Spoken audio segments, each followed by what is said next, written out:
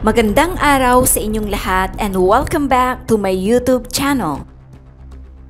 Eto pa agad ang bumungad sa akin.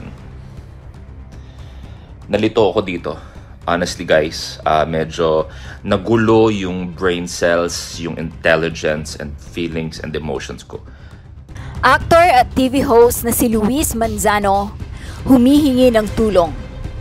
Humingi ng tulong ang kapamilya TV host and actor na si Luis Manzano sa National Bureau of Investigation or NBI para imbestigahan ang Flex Fuel Petroleum Corporation. Sa pamamagitan ng kanyang legal counsel na si Attorney Regidor Caringal, nagpadala si Luis ng sulat kay NBI Director Attorney Medardo de Lemus noong November 8, 2022. Nakasaad sa sulat ni Luis Manzano na nagpasya itong alisin ang kanyang interes at nagbitiw bilang chairman of the board ng mga korporasyon ng grupo ng ICM na pinamumunuan ng kaibigan at business partner niyang si Ildefonso or Bong Midel. Si Ildefonso Midel ang Chief Executive Officer ng ICM Group na nagpapatakbo sa maraming kumpanya kabilang ang Flex Fuel. Ayon kay Luis, lumapit sa kanya ang mga investor ng Flex Fuel na nais mabawi ang mga perang isinosyo nila sa naturang fuel company. May pagkakautang din umanong 66 million pesos si Bong Midel kay Luis Manzano.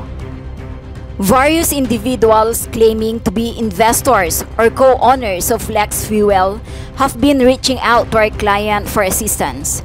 Pahayag ni Attorney Caringal tungkol sa paglapit ni Luis sa NBI para imbestigahan ang reklamo ng mga investor dahil nabigo di umano si Bong Midel na lutasin ang problema. Ipinaliwanag ni Luis sa kanyang affidavit noong December 21, 2022 na itinalaga siya ni Midel bilang chairman of the board ng mga kumpanya nito bilang one of the guarantees for our investment. Pero giit ni Luis, I never took part in the management of the business. Nagbitiw raw si Luis Manzano sa kanyang tungkulin at dumistansya na mula sa ICM Group companies at sa Flex Fuel.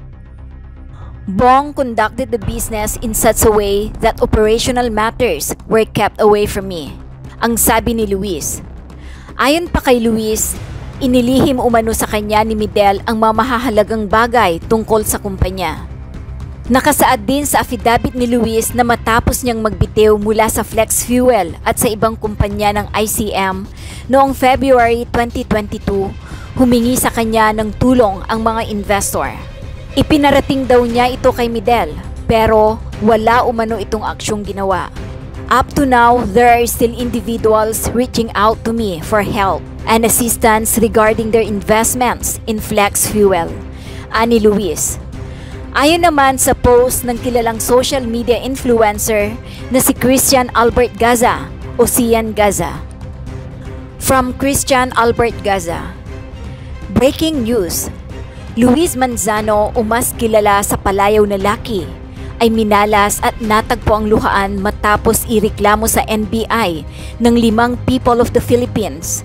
Di umano ay ginamit si Manzano sa sarili niyang best man sa kasal upang makapag-ingganyo ng 100 investors from 2020 to 2021. Ang not so lucky Manzano ay nagresign sa kumpanya noong February 2022 matapos siyang hindi bayaran ng sarili niyang best man na kanyang pinagkatiwalaan ng husto.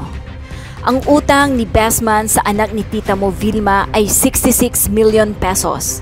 Si Tito Mo Edu ay wala pang komento sa ngayon dahil wala rin naman tayong pake sa sasabihin niya. Stay tuned mga mosang, developing chismis. Ito yung personal analysis ko sa kaso ni Luis Manzano. Half facts, half opinion. Kung wala kayong pake, edi wag niyong basahin. Iintindihin ko pa ba kayo? Facebook ko to. Nag-propose ng business idea si Best Man. Nasilaw ang Luis sa napakagandang projection. Sumang-ayon siya na maging front ng kumpanya. Si Bestman ang bahala sa buong operations and management. At dahil Luis Manzano ito na anak ni Vilma at Edu, ang mga investors ay 100% tiwala. Lucky Manzano ba naman ang makakausap mo sa mga video conference? Bakit hindi ka mapapa-invest, di ba? Itinayo ni Bestman ang mga negosyo. Yung actual income ay sobrang layo sa kanyang ipinangakong projection. Nadismaya ang mga investors. Binabawi ang kanilang mga kapital. Hindi maibalik ni Bestman dahil nagamit na nga sa mga negosyo. Ngayon, scammer na si Bestman. Ganyan naman talaga sa Pilipinas. Kapag successful yung negosyo mo, respetado ka ng lahat. Panginoon ka ng lahat. Pero kapag nag-fail yung negosyo mo, scammer ka na bigla. Legally speaking, sasabit talaga si Luis kahit ano pa ang gagawin niyang paghuhugas kamay dahil naging parte siya ng kumpanya. Kahit hindi siya nakinabang financially, naging accessory siya sa pagkuha ng investments.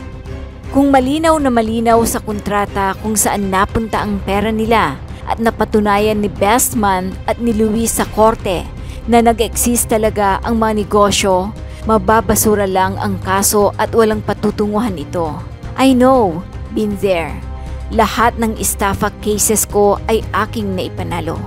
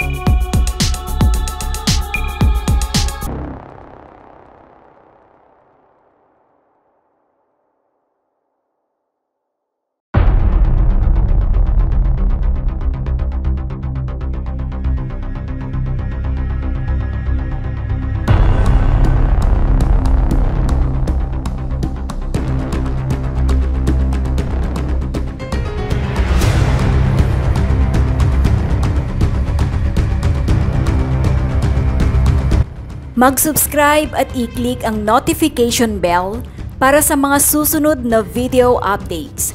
Maraming salamat po.